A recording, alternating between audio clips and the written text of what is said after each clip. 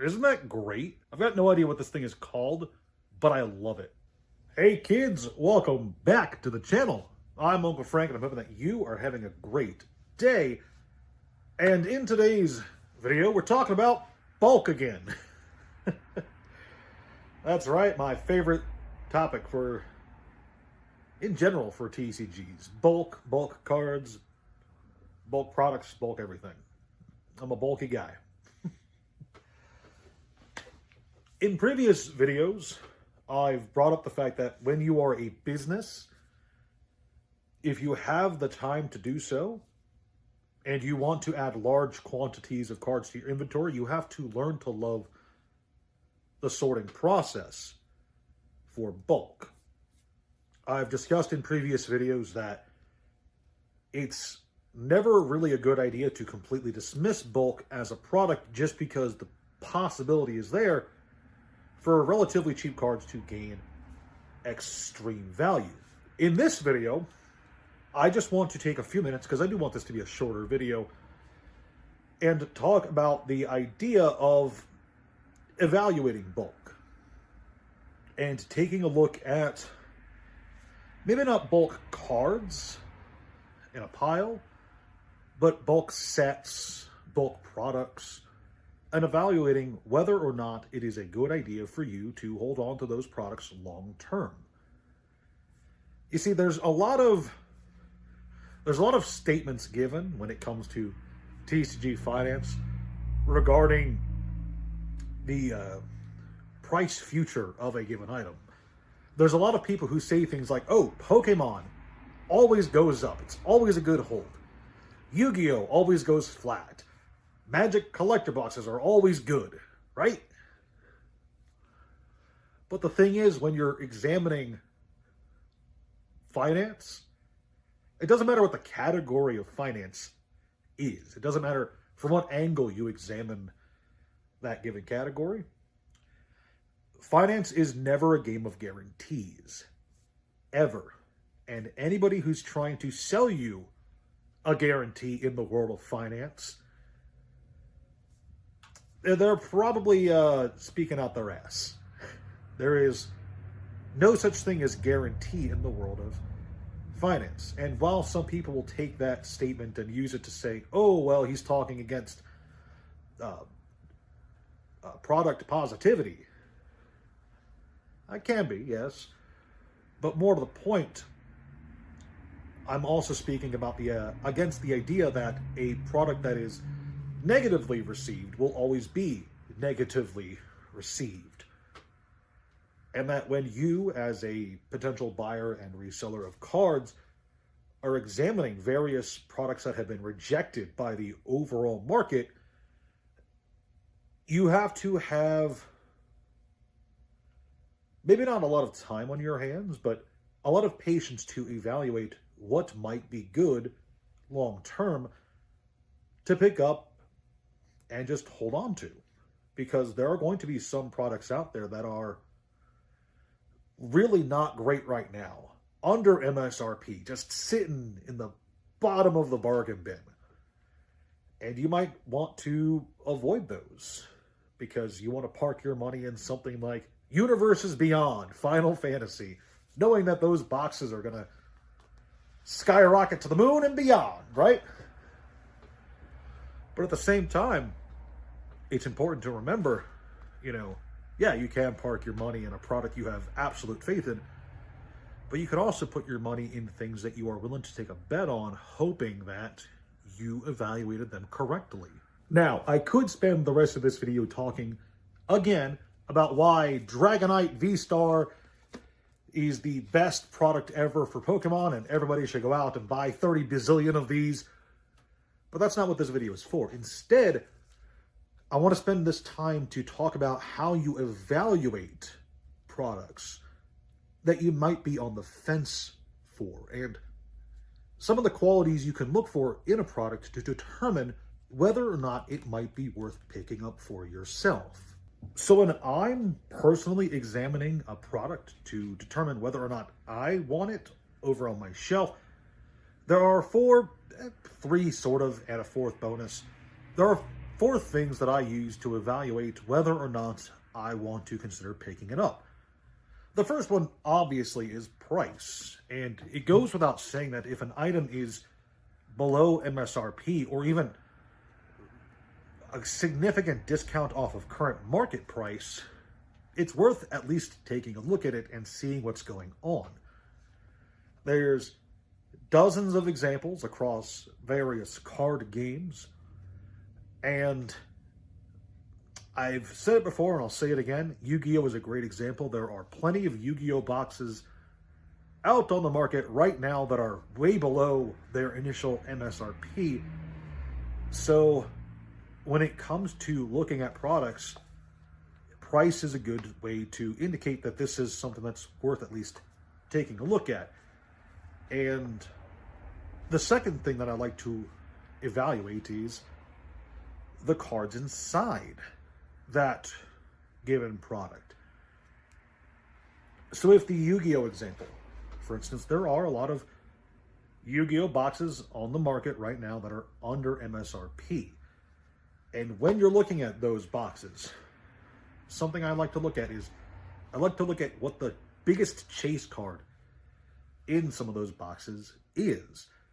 Because sometimes they have nothing. Sometimes a Yu-Gi-Oh! Box is $30 and there's nothing that desirable in it. All the cards are reprints or are part of decks that just nobody plays. But sometimes you'll see a $30 Yu-Gi-Oh! Box that has Black Rose Dragon, quarter century secret rare inside, and you're like, wowzers, yeah, that's a really good card. I'm not likely to pull it out of this box, but enough boxes, and maybe someone will buy it off of me in the future, hoping to pull it.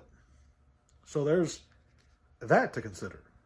Going hand in hand with that price evaluation and the cards inside, it's important to remember that when you're examining what's inside the box, you're not just examining the price of the individual singles or the rarest thing you could pull.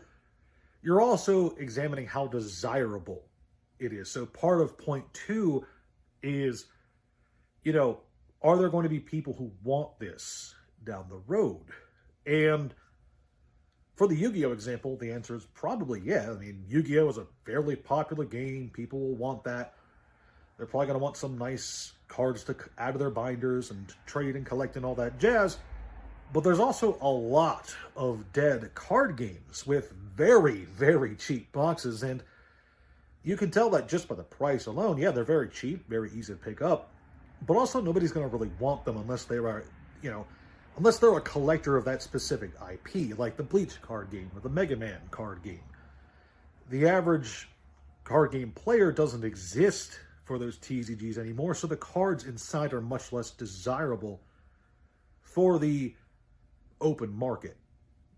The third thing you want to examine is the rarity of the product. And this isn't always the easiest thing to ascertain. After all, not every card game company is super transparent about the print runs of all their products.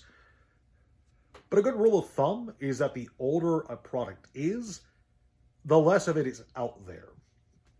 So if you're looking at a Yu-Gi-Oh! Box from last year and it's $30, there's probably a lot of it out there on the open market. But if you're looking at a Yu-Gi-Oh! Box from 10 years ago and it's $30, $40, $50, there's probably not that many out on the open market.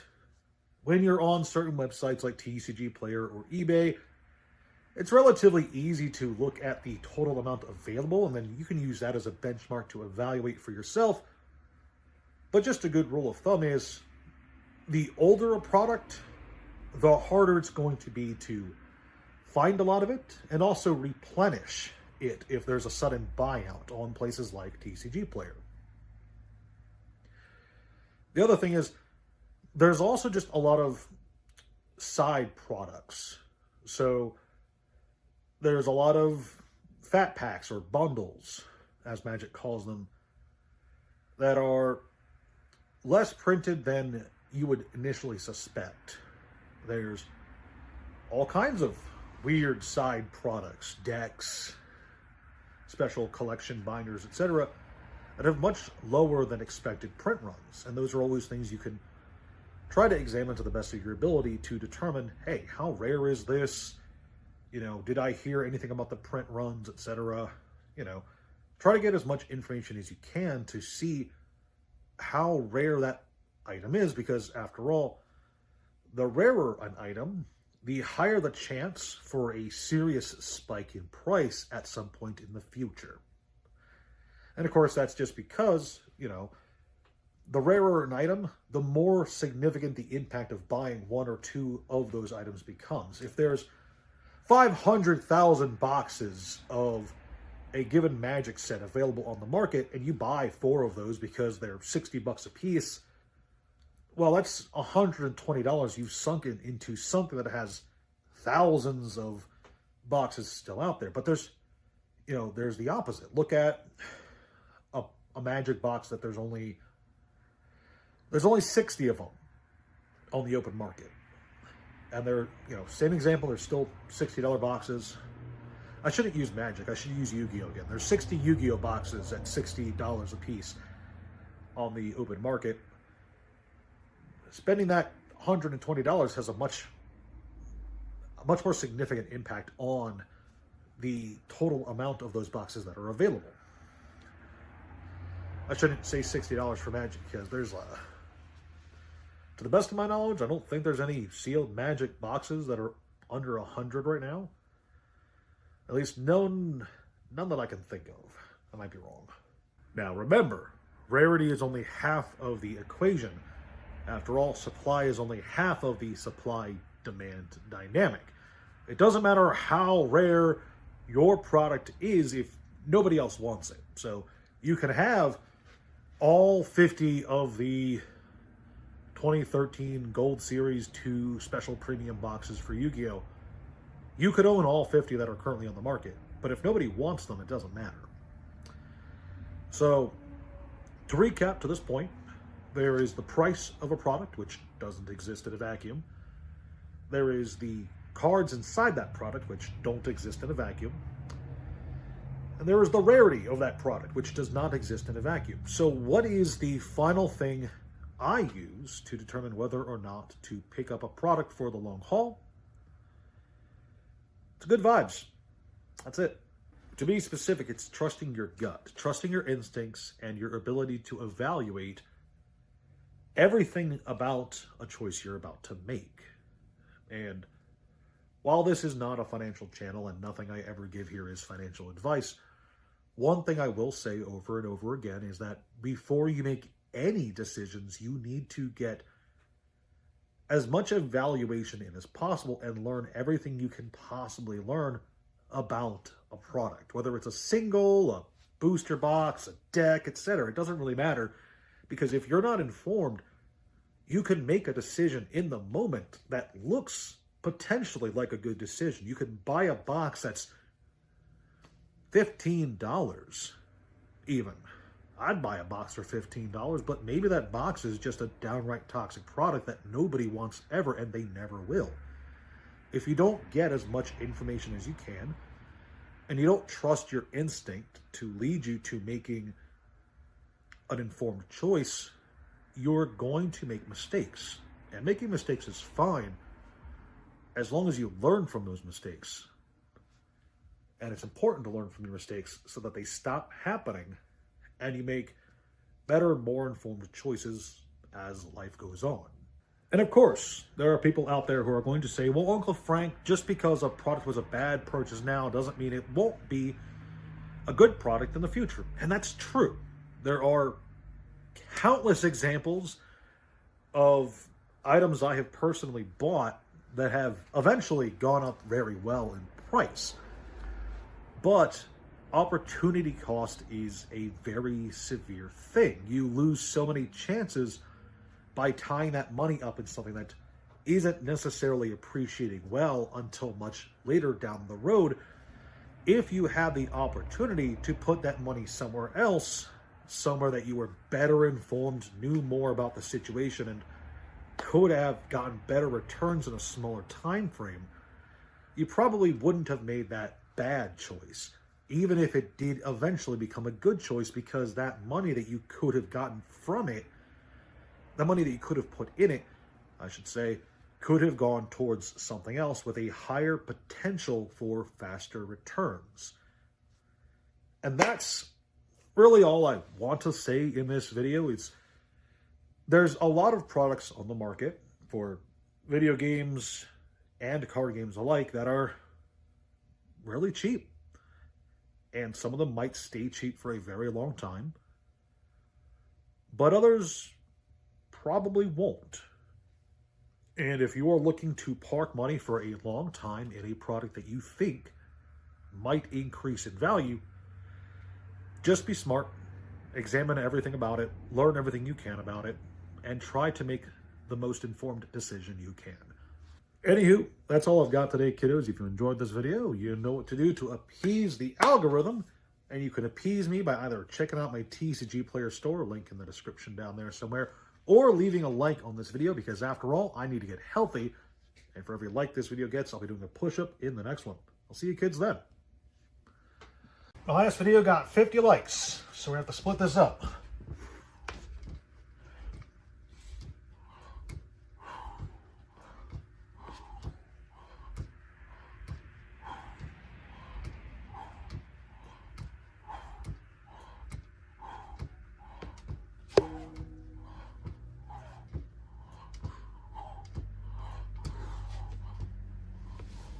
That's 25.